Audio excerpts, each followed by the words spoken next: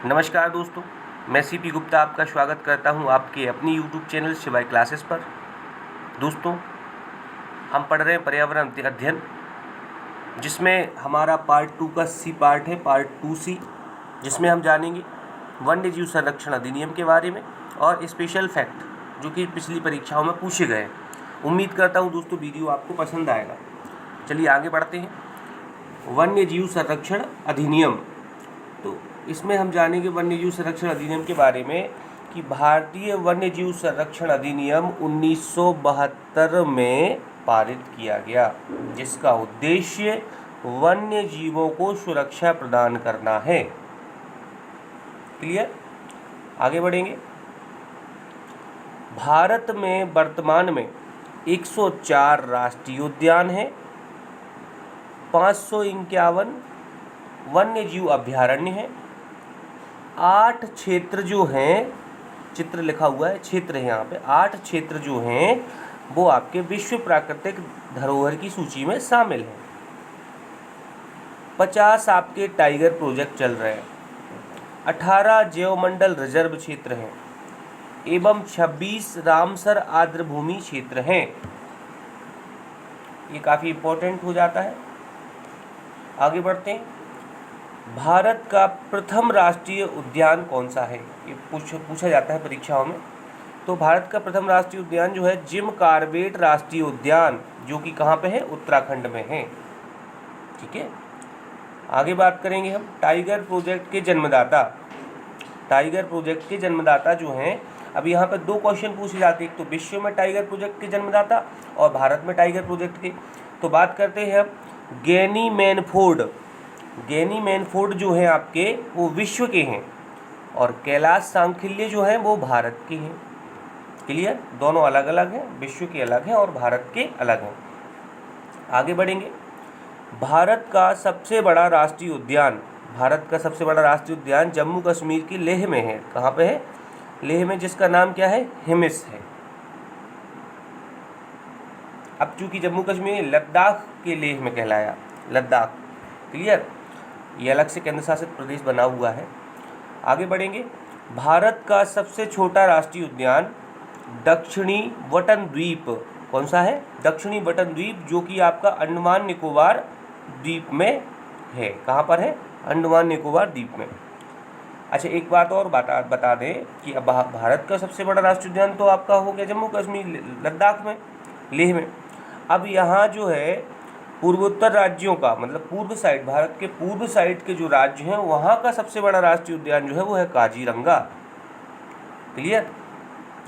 Question कई बार पूछा जाता है विश्व बाघ दिवस कब मनाया जाता है? तो 29 जुलाई को मनाया जाता है। आगे बात करते हैं दोस्तों। मध्य प्रदेश जो है आपका भारत में सबसे अधिक राष्ट्रीय उद्यान वाला राज्य है। भारत में सबसे ज़्यादा राष्ट्रीय उद्यान जो किसी राज्य में है तो वो अपने मध्य प्रदेश में है। मध्य प्रदेश में 11 राष्ट्रीय उद्यान और 25 वन्य जीव अभयारण्य हैं। 11 राष्ट्रीय उद्यान और 25 वन्य जीव अभयारण्य हैं। आगे बढ़ेंगे। प्रदेश में वन्य जीव संरक्षण अधिनियम 1974 में लागू हुआ। अब याद रखना होगा हमें कि भारत में 1972 और अब हमारे मध्य प्रदेश में 1974 में लागू हुआ था वन्य जीव संरक्षण अधिनियम। कान्हा किसली जो राष्ट्रीय उद्यान है, कान्हा किसली राष्ट्रीय उद्यान सबसे बड़ा राष्ट्रीय उद्यान है हमारे प्रदेश का। और ख़ास बात यह है कि यह प्रदेश का पहला टाइगर प्रोजेक्ट भी है।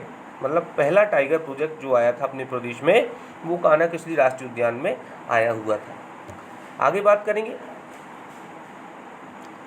बाघों का सर्वाधिक घनत्व जो है, बाघ जो है सबसे ज़्यादा डेंसिटी जो हमें मिलेगी वो बांधवगढ़ राष्ट्रीय उद्यान में मिलेगी। अब मध्य प्रदेश में सर्वाधिक मात्रा में पाया जाने वाला जो पशु है वो है चीतल। चीतल जो है सबसे ज़्यादा मात्रा में पाया जाता है। ये क्वेश्चन पिछली परीक्षा में पूछा जाता था, कई बार पूछा भी गया है कि रीवा को सफ़ेद शेरों की भूमि कहा जाता है। रीवा जो है आपको, उसको सफ़ेद शेरों की भूमि कहा जाता है और मध्य प्रदेश को टाइगर स्टेट के नाम से जाना जाता है। आगे बढ़ेंगे दोस्तों। प्रदेश का सबसे बड़ा अभयारण्य नौरादेही है, सबसे बड़ा। और मुख्य रूप से सागर जिले में स्थित है, नौरादेही अभ्यारण्य। आगे बात करेंगे, प्रदेश का छोटा अभ्यारण्य राला मंडल है जो इंदौर जिले में स्थित है।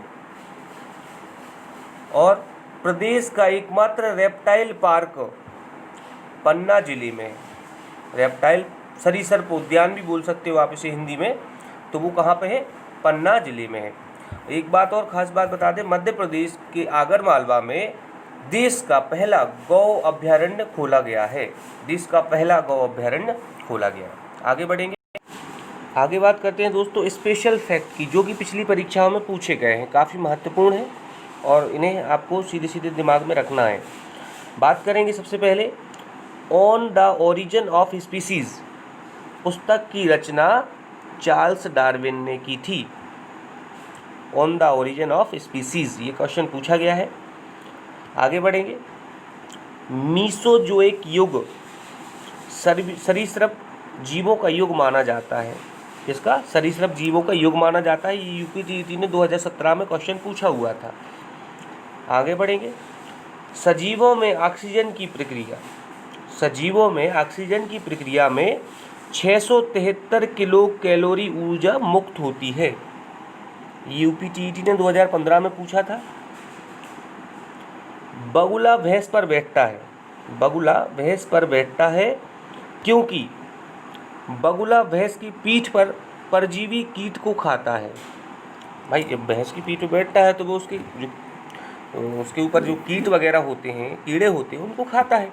इसलिए बगुला और भैंस के बीच में सहजीवी संबंध है। बगुला और भैंस के बीच में कौन सा संबंध माना जाता है? सहजीवी।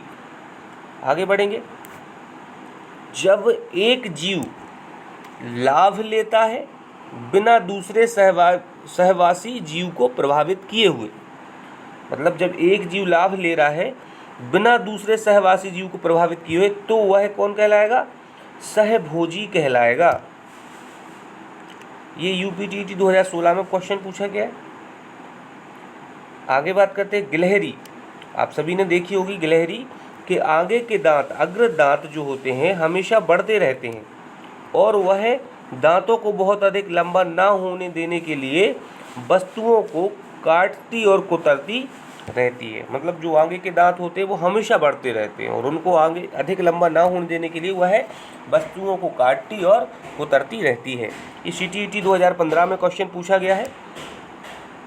आगे बात करेंगे, अपशिष्ट उत्पादों को खाने वाले जीवों को मृतक भक्षी कहा जाता है। मतलब जो जीव जंतु मरने के बाद उसका भक्षण करते हैं उसको हम बोलते हैं मृतक भक्षी। यूपीटीईटी 2015 में ये क्वेश्चन पूछा गया है। चलिए आगे बात करते हैं दोस्तों, जो व्यक्ति जंगल में कम से कम 25 वर्षों से रह रहे हैं उनका उस जंगल भूमि पर और उसमें पैदा होने वाली वस्तुओं पर अधिकार है।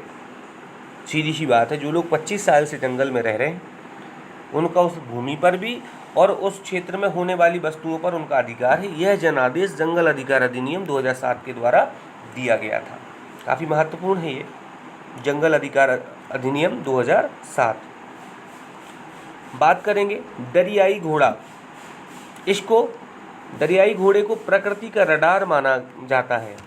दरियाई घोड़ा जो होता है प्रकृति का रडार। ये यूपीटीईटी 2015 में ये क्वेश्चन पूछा गया है। आगे बात करेंगे, भारत के लद्दाख में याक पशु मिलता है। कौन सा पशु मिलता है? याक। याद रखिएगा, ये आरटीईटी 2012 ने पूछा है। आगे बात करेंगे, राष्ट्रीय वानस्पतिक उद्यान कोलकाता में स्थित है। राष्ट्रीय वानस्पतिक उद्यान जो है वो कोलकाता में स्थित है। ये यूपीटीईटी 2015 में क्वेश्चन पूछा गया है। संकटग्रस्त जंतु दैत्याकार पांडा। संकटग्रस्त जंतु जो है वो उसका नाम क्या है? दैत्याकार पांडा, जो कि चीन में पाया जाता है। ये यूपीटीईटी 2011 में पूछा हुआ है। अब बात करते हैं सामुद्रिक पारिस्थितिक तंत्र पृथ्वी के सर्वाधिक क्षेत्रफल पर फैला हुआ है। मतलब जो इकोसिस्टम है एक स्थल का होता है और एक जल का होता है। तो जल मंडल में समुद्र का जो इकोसिस्टम है वो पृथ्वी के सर्वाधिक क्षेत्रफल पर फैला हुआ है। फिर आगे बात करेंगे जैव विविधता के संरक्षण हेतु विश्व वन्य जीव निधि WWF world wild life fund, एक बार फिर से बोल देता हूँ, world wild life fund WWF का फुल फॉर्म है, की स्थापना स्विट्जरलैंड में 1961 में हुई थी जैव विविधता के संरक्षण के लिए, और इसका प्रतीक क्या है? पांडा है। आगे बात करेंगे भारतीय प्राणी विज्ञान सर्वेक्षण की स्थापना 1916 में हुई थी, इसका मुख्यालय कोलकाता में है। फिर आगे बात करेंगे भारत वानस्पतिक सर्वेक्षण विभाग की स्थापना 1970 में हुई थी, और इसका भी मुख्यालय कहाँ पर है? कोलकाता में। मुख्य रूप से हमने देखा कि ये सब कहाँ पर मिलेंगे? हमें कोलकाता में मिलेंगे। भारत में सर्वाधिक जैव विविधता शांत घाटी केरल में पाई जाती है। सबसे ज़्यादा जैव विविधता जो हमें देखने को मिलेगी वो केरल में मिलेगी, शांत घाटी में। अब कुछ ऐसे लोग हैं जो जुड़े हुए हैं, हम जानेंगे पशुओं से, पक्षियों से, जैव विविधता से जुड़े हुए जो लोग हैं उनके बारे में हम जानेंगे। काफ़ी इम्पोर्टेंट है, पिछली परीक्षाओं में पूछे गए। बात करेंगे हम सलीम अली की। किसकी बात करेंगे हम? सलीम अली। सलीम अली जो है वर्ल्ड मैन ऑफ इंडिया कहलाते हैं, और ख़ास बात यह है कि सलीम अली पक्षी अभ्यारण्य बनाया गया है जो कि गोवा में मांडवी नदी के पास में है, मतलब तट पे मानिएगा आप उसको, सलीम अली पक्षी अभ्यारण्य को। फिर बात करेंगे रविंद्र कुमार सिन्हा। रविंद्र कुमार सिन्हा, इनको कहते हैं dolphin man of India. Dolphin man of India Ravindra Kumar Sinha को बोला जाता है। फिर है सुंदर लाल बहुगुणा, तो इनको तो आप काफ़ी समय से जानते होंगे, ये चिपको आंदोलन के प्रणेता हैं, ठीक है। और एक और ख़ास बात इसी में है, चंडी प्रसाद भट्ट। चंडी प्रसाद भट्ट जो हैं वो चिपको आंदोलन में अग्रणी भूमिका निभाई थी इन्होंने। सुंदरलाल बहुगुणा के बाद अगर किसी का नाम आता है तो वो चंडी प्रसाद भट्ट का ही नाम आता है। अब बात आती है कि भाई चिपको आंदोलन का संबंध, तो उत्तराखंड राज्य से। फिर एक और है लतिका नाथ। लतिका नाथ, इनको बोलते हैं India's tiger princess. Tiger princess क्यों? क्योंकि ये बाघ पर रिसर्च करने वाली महिला हैं। आगे बात करेंगे हम महत्वपूर्ण दिवस की, जो कि परीक्षा में पूछे गए हैं और पूछे ही जाते हैं, यहाँ से क्वेश्चन बनता ही है। बात करेंगे हम विश्व वन्यजीव दिवस। विश्व वन्यजीव दिवस इसको मनाते हैं 3 मार्च को। फिर विश्व चिड़िया दिवस। विश्व चिड़िया दिवस इसको 20 मार्च को मनाते हैं। अंतर्राष्ट्रीय वन दिवस इसको 21 मार्च को मनाते हैं। तो देखेंगे हम ऐसे कि 3, 20 और 21 मार्च को 3 दिवस ऐसे हैं जो हमारी जैव विविधता से, वन्य जीव संरक्षण से, तो ये चीज़ें हमें रखना है माइंड में अपने। क्लियर?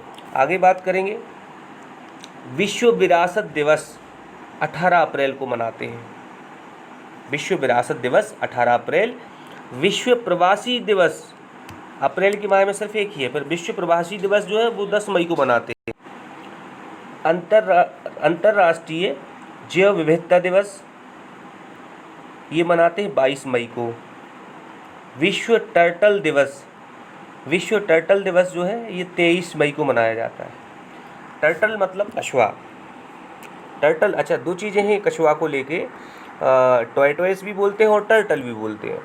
तो एक पानी में रहता है और एक पानी के बाहर ज़मीन पर रहता है, हैं दोनों कछुए। आगे बात करेंगे विश्व प्रकृति संरक्षण दिवस। प्रकृति संरक्षण दिवस मनाते हैं हम 28 जुलाई को। विश्व जैव ईंधन दिवस 10 अगस्त को मनाते हैं। विश्व हाथी दिवस 12 अगस्त को मनाया जाता है। हिमालय दिवस 9 सितंबर। हिमालय जो पर्वत है हमारा, उसका भी एक हमने दिवस माना है। हिमालय दिवस 9 सितंबर को मनाते हैं। क्लियर? और वन्य जीव सप्ताह जो चलता है, हर साल चलता है वन्य जीव सप्ताह, जो कि 1 अक्टूबर से लेके 7 अक्टूबर के बीच में होता है। ये क्वेश्चन पूछा गया है पिछली परीक्षाओं में, तो हमें पता होना चाहिए। उम्मीद करता हूँ दोस्तों वीडियो आपको पसंद आया होगा। अगर वीडियो पसंद आता है तो चैनल को लाइक करें, शेयर करें और सपोर्ट करना ना भूलें। धन्यवाद दोस्तों।